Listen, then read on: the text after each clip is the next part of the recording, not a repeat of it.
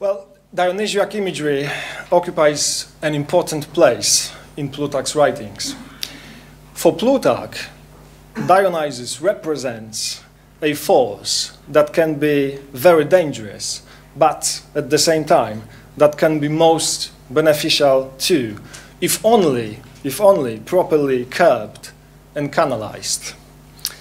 On a general level, Dionysus symbolizes changes the universe undergoes on a regular basis. These changes always lead to re-establishing the order of the universe. This is so because Dionysus is just an aspect of the divine power governing the world. Another powerful aspect of this divinity is Apollo, who represents stability. Variability and stability are in fact two facets of the same process. Their right combination allows the university to exist. Dionysus is also important for human communities. If Dionysus's violent side is tamed, he helps to develop friendship, philia, among people. And philia, needless to say, is one of the key terms in Greek political thinking. I just summarized items 1 and 2 on my handout. There is no need to read them now.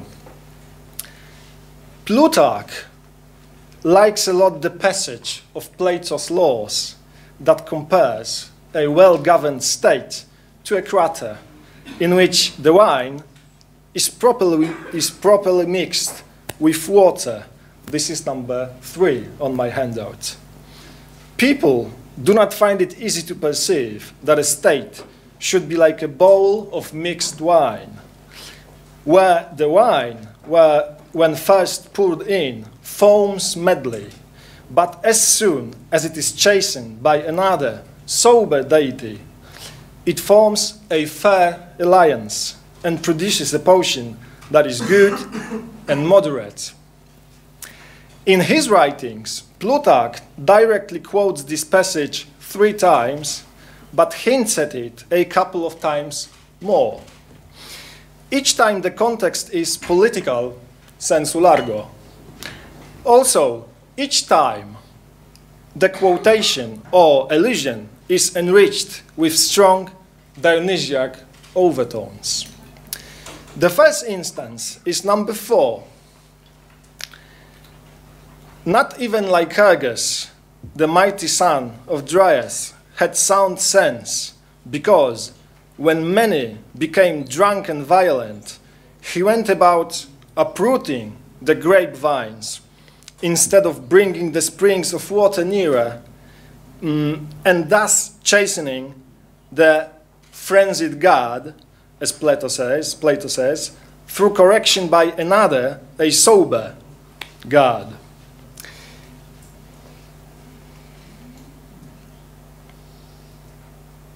Importantly, Plutarch modifies Plato's words in a slight but significant way. While Plato has mainomenos oinos, meddent wine, Plutarch speaks about mainomenos theos, meddent god, thus clearly interpreting Plato's wine as the Dionysiac element in the state. The message is unambiguous. The state needs the Dionysiac, although it must be kept under control, as Plutarch emphasizes by adding the word sophronizo to make moderate. Another passage in which Plutarch quotes Plato carries a similar message. This is number 5. I'm just summarizing it. This time, it's about the role the old men should play in the state. Their active participation in governing the polis can be a sobering counterbalance to the violent actions taken by the youth. Once again, Plato's meddent wine is replaced with mainomenos theos, meddent god. Additionally, some more Dionysiac imagery is used here too.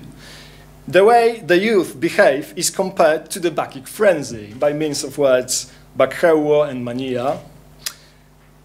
a Bacchic frenzy that can be potentially dangerous to the state and needs to be balanced with other means. The last of the direct quotations preserved in a fragment mentioned by Stobios at the bottom of number 5 sounds almost the same. It advises young people to follow the example of the old. Here too, the quotation reads "Mainomenos theos" instead of "Mainomenos oinos." To sum up, for Plutarch, the Dionysiac, even if dangerous in a pure form, is an indispensable part of the state.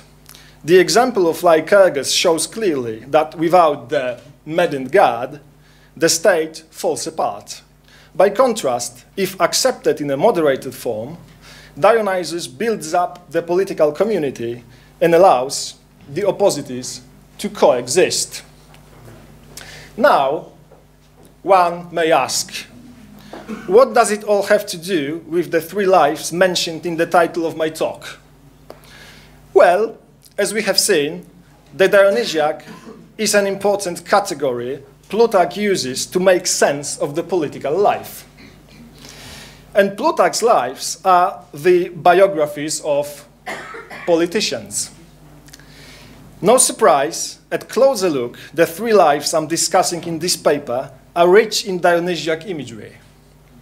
This raises a legitimate question about its function. As observed by Christopher Pelling, the 3 texts belong to a group of 6 late Roman lives prepared by Plutarch simultaneously as a separate and consistent project. This makes it tempting to look at the Dionysiac imagery occurring in the 3 lives as yet another element contributing to the consistency of this group. In a present paper, I will argue that the Dionysiac motifs in Crassus, Antony, and Caesar play a significant role in portraying 3 different types of statesmanship. I'm starting by discussing Crassus. David Brown and Aleksiej Zadorozhny have convincingly shown that Euripides' Bacchae is the most important intertext for Plutarch's Crassus, at least for its longest part, which is Crassus's campaign against Parthia. They pointed out many parallels between the 2 narratives. The most important parallel occurs at the end of the life. When Parthians defeat the Roman army, they kill Crassus and send off his head to their king. When the head reaches the king, he is just watching Euripides' Bacchae. This is number 6. This is item 6. Now, when the head of Crassus was brought to the king's door, a tragic actor, Jason by name, of Tralles, was singing that part of the Bacchae of Euripides where Agawi is about to appear.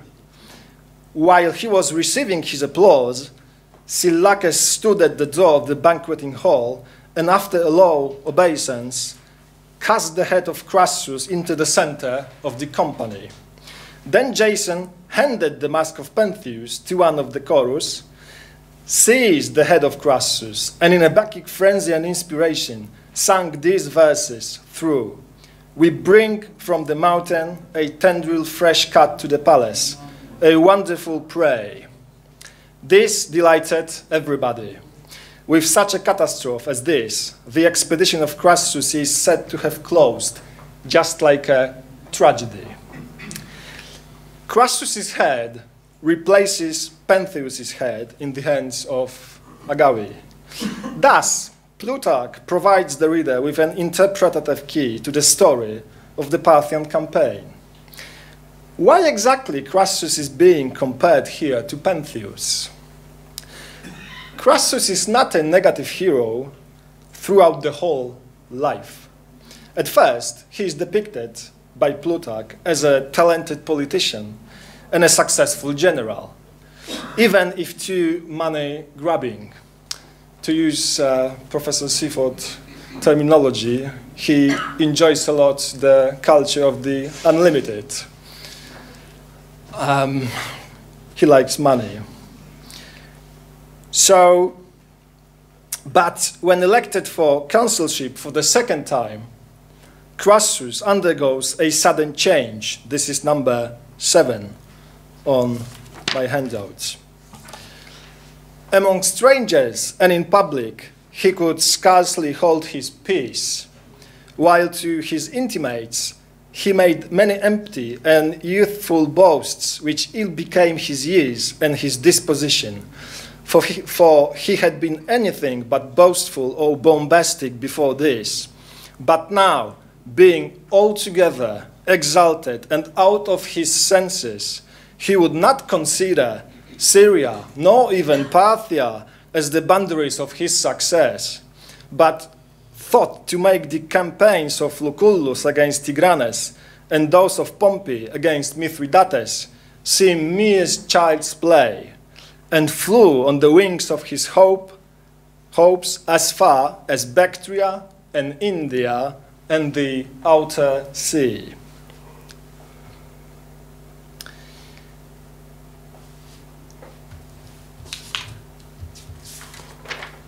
Crassus is now so conceited and hybristic that he loses touch with reality. He makes grandiose plans to conquer India and to reach the outer ocean.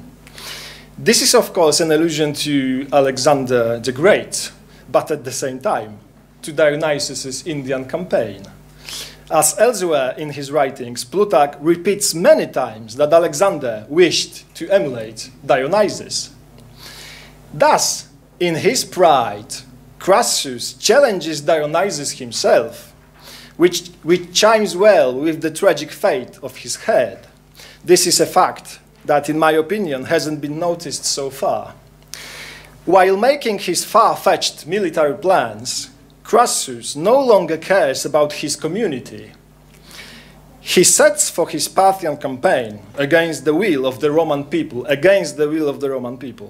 From that moment on, Crassus is more and more similar to Pentheus. He keeps ignoring the divine warnings, pays no attention to the good advice of his friends, while himself is being deceived by his false friends. When Crassus meets the Parthian army, the army plays tympana and wears skins and long robes. Surena, the Parthian general, looks effeminate, but at the same time is a formidable warrior. The sequence of parallels with Euripides does not stop with Crassus's death. Right after it, the Parthians organize a mocking triumph in which they lead Crassus's double, dressed as a woman. Finally, Crassus's head is brought on stage instead of Pentheus's mask. Because of his stubbornness and excessive pride, Crassus's campaign, as Plutarch says, ends in an inglorious death and public calamities, end of quote. Crassus's blindness, just like that of Pentheus, makes the whole community suffer. In order to portray this type of statesmanship, Plutarch depicts Crassus as a Roman Pentheus, an enemy of the Dionysiac, the force which, as we have seen, Plutarch understands as a necessary for striking the balance in the state. If we recur to the metaphor of the state as crater, we may say that Crassus's mixing bowl is filled up with water only. Unlike Crassus, Antony cannot be called an enemy of the Dionysiac. Antony likes surrounding himself with actors, the technitai of Dionysus, and musicians. He loves spending time at theatrical shows and all-night drinking parties. He is a womanizer too. Moreover, at some point of his career, Antony himself starts posing as Dionysus. His entry to Ephesus, mentioned before by Professor Seaford, is carefully staged as Dionysiac procession with all its distinctive features. Women dressed like bacchantes, boys like satyrs and pants, Dionysiac music, thirsty, etc., etc. Additionally, when his relationship with Cleopatra begins, they present themselves as a pair of deities, Dionysus and Aphrodite. Plutarch qualifies Cleopatra as true femme fatale. Antony's love for her is called the ultimate evil, teleutaion kakon. This is number 8. Now, as a crowning evil, his love for Cleopatra supervened, roused, and drove to frenzy many of the passions that were still hidden and quiescent in him, and dissipated and destroyed whatever good and saving qualities still offered resistance. This is not by chance that Plutarch uses the word anabakheruo, drive into Bacchic frenzy, to describe Cleopatra's destructive influence on Antony. Antony's Dionysiac pose takes absolute control over his personality.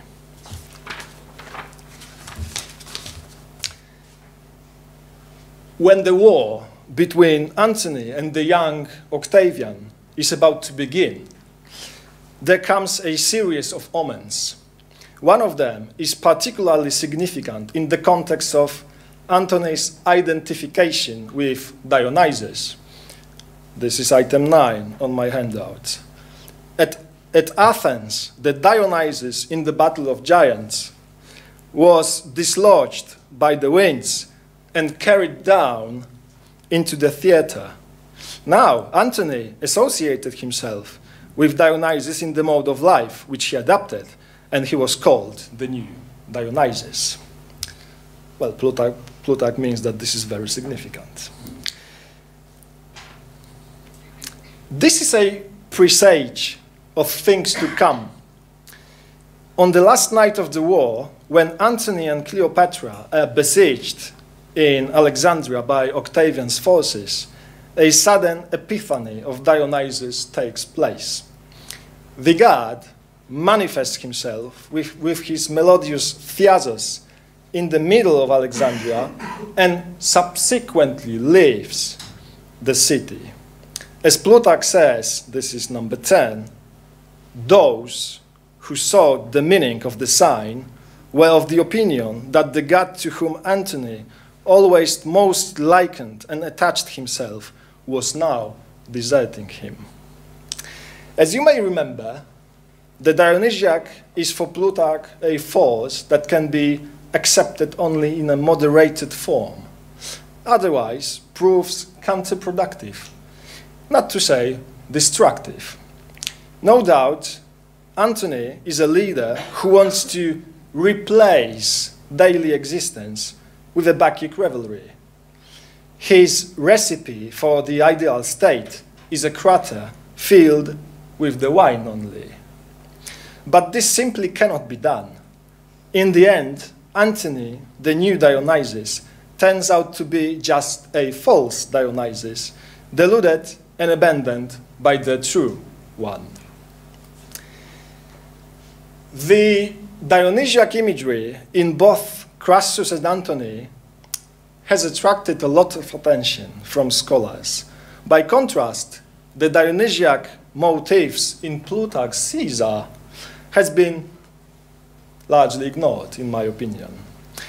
Unlike in the two previous works, in which Plutarch uses the motifs to tell a story of lack of balance, the Dionysiac references in Caesar contribute to the positive image of the protagonist. The most important Dionysiac theme, hidden between the lines of the life, is the Orphic myth of Dionysus, the myth in which Dionysus is enthroned by Zeus as the new ruler of the world, but is torn apart by the Titans before he can rule. The first scene, in which the myth is very clearly alluded to, tells about the feast of Bona Dea, or good goddess. The feast is held in Caesar's house by his wife and mother. This is item 11 on my handout. The Romans have a goddess whom they call the good goddess. The Greeks regard her as one of the mothers of Dionysus, the one it is forbidden to name. That is the origin of the custom of covering the tents with vine branches during the festival, and a sacred snake sits by the goddess, just as the myth says. No man is allowed to come to the festival. The women are left by themselves, and it is said that many of their rites are similar to Orphic ritual.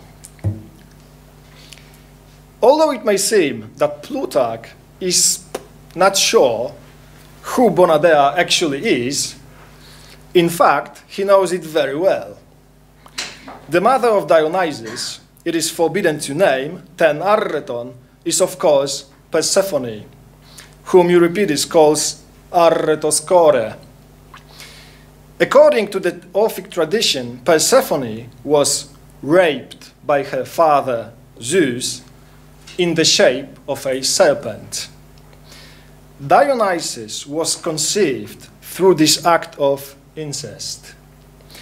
This is why Plutarch mentions a sacred snake as well as the myth, ton mython, which is of course the Orphic myth.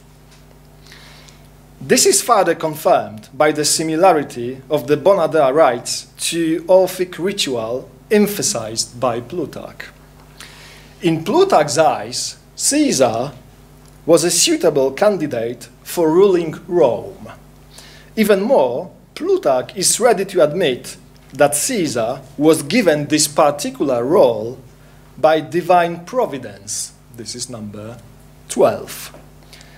Caesar's rule caused some considerable trouble for its opponents while it was being established. But once people had accepted it and been defeated, it seemed no more than a name and a semblance, with no consequences that were cruel or tyrannical.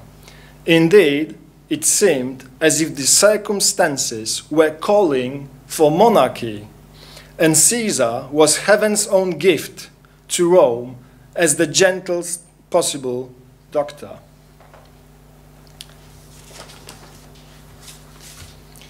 In this light, it is hardly accidental that Plutarch alludes to the Orphic myth of Dionysus, the ruler of the world, while narrating the story of the Bonadea feast held in Caesar's house.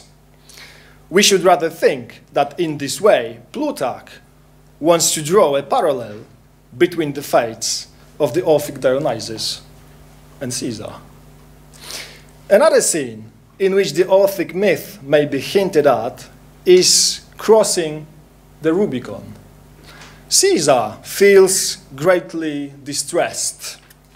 On the night before the crossing, he has a disturbing dream, number 13. It is said that the night before he crossed, he dreamed a monstrous dream. It seemed to him that he was lying with his own mother, the unspeakable union. In modern scholarship, the dream is most commonly interpreted as a symbol of Caesar's aggression against the Republic. But, as you may remember, this is not the first time when the word arretos, unspeakable, occurs in this life. Previously, it was referred to Persephone.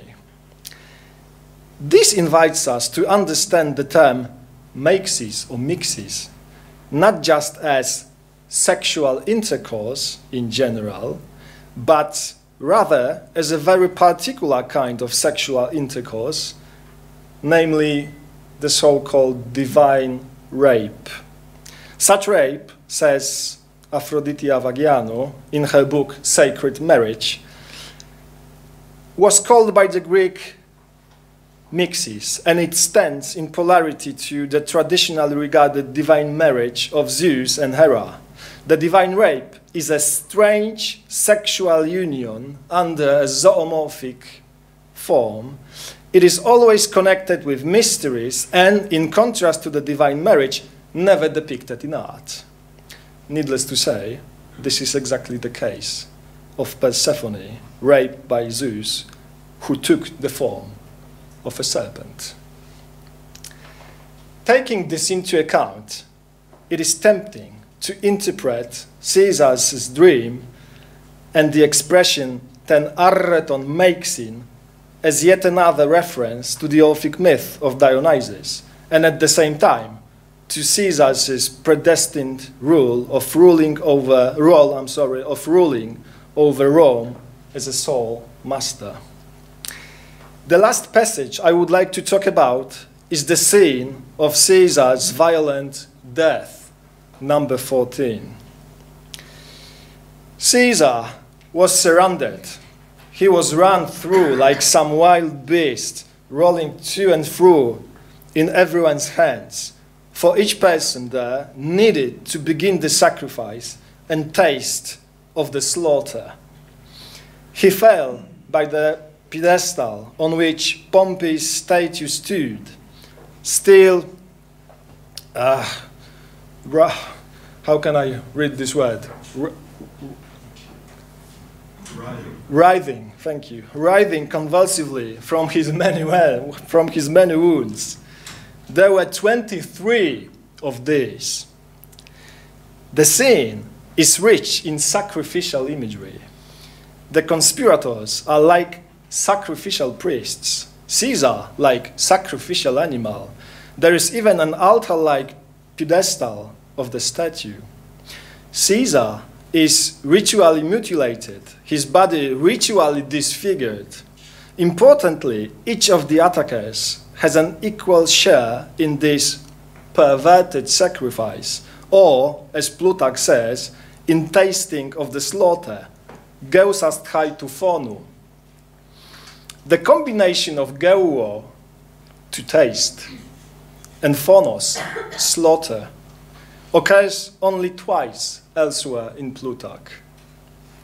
Not surprisingly, one of the two instances can be found in a passage in which Plutarch mentions the story of Dionysius Zagreus, torn to pieces by the Titans. This is number 15. The stories told about the sufferings and dismemberment of Dionysus and the outrageous assaults of the Titans upon him, and their punishment and blasting by thunderbolts after they had tasted his blood, geusamenon tu phonu. All this is a myth which in its inner meaning has to do with rebirth. Is it just a coincidence? I don't think so. I think that Plutarch is making here a clear allusion to the death suffered in the Orphic myth by Dionysus himself, death by a ritual called sparagmos. As seen by Plutarch, Caesar is neither a tyrant, hostile to the Dionysiac, like Crassus, nor tries to be a new Dionysus, like Antony. Although regarded by some as a tyrant, in the end, Caesar turns out to be the gentlest possible doctor. The Dionysiac imagery used by Plutarch in the Life strengthens this positive image and presents Caesar as the one who was really able to put an end to the political instability and turmoil of the late Republic. Or, in other words, who could fill the crater of Rome with the proper mixture of water and wine. Thank you very much for your attention.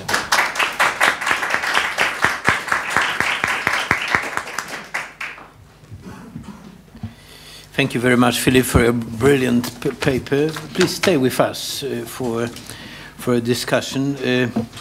It's always a striking thing about the integrity of ancient world when you listen that parts were passing time enjoying Euripides, the barbarians who are watching Euripides, who we are from that point of view. And the second thing is, I think that that's a very striking evidence, because we all know that Bach were often used because of usage in the school of a text of Euripides, was a kind of a façon de parler of ancient writers, and the allusions are widespread. But I think that Filip showed us that it's definitely something more, that we have an example of political theology, or the concept of political reality, which is based on the model of Dionysian myth as a paradigm of a successful and unsuccessful politician. What's much deeper than I've ever heard on Plutarch, the use of Euripides and Dionysus. So thank you very much, and I open discussion. Please, if anyone, yes, Fiachra.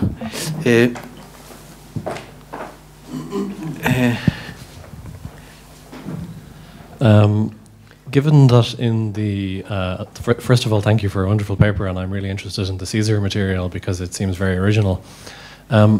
Given that Plutarch was very capable of and interested in using Dionysian metaphorics explicitly, why do you think that he didn't make it more explicit in the case of the material that you have shown us from Caesar? Well, in fact, what I presented was just a selection of the Dionysiac passages from the life of Caesar. And of course, there is much more of them. I mean, there is more passages in which even the name of Dionysus is mentioned. But I decided to focus exclusively on the myth of this on this Orphic myth of Dionysus, because I think that politically this is the most important Dionysiac motif in this life.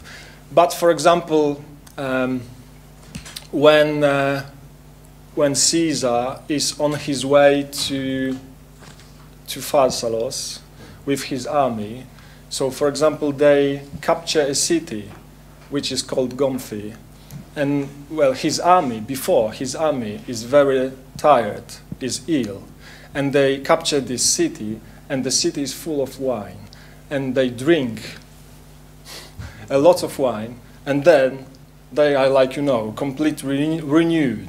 And Plutarch says that they form a komos, and a Bacchic komos, and they go farther. So, you know, this also may be interpreted as a sign that Dionysus is on his side, so to say.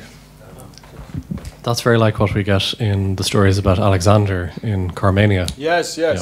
So sort of a proleptic triumph, if you like. Yes. May I? Yes. Thank you. Please. Thank you for this great paper. I would like to go to the last example, when Plutarch apparently relates Sagrus to Caesar. You didn't comment this last sentence, no? This is a myth which, in its inner meaning, has to do with the rebirth. Yes. This is very interesting, because I think so. I think that's very interesting. Yeah, in the context of.